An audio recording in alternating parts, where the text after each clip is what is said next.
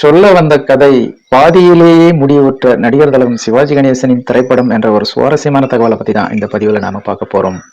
வாங்க பதிவிற்குள் போகலாம்.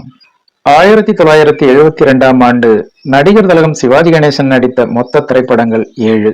இதில் தர்மம் எங்கே என்ற திரைப்படம் 4வது திரைப்படம். தர்மம் எங்கே என்ற இந்த திரைப்படத்திற்கு முன் வந்த 3 திரைப்படங்களும் மெகா ஹிட். 2 திரைப்படங்கள் 100 நாளை தாண்டி ஓடியது. ஒரு திரைப்படம் வெள்ளி விழா கண்டது. தர்மம் எங்கே என்ற திரைப்படத்திற்கு பின் வெளியான 3 திரைப்படங்களும் ஹிட் ஆனது. அதிலும் 2 திரைப்படங்கள் 100 நாள் ஓடியது. ஒரு திரைப்படம் வெள்ளி விழா கண்டது. சிவாஜியின் 7 திரைப்படங்களின் நடுவில் வந்த திரைப்படம் தர்மம் எங்கே என்ற திரைப்படம்.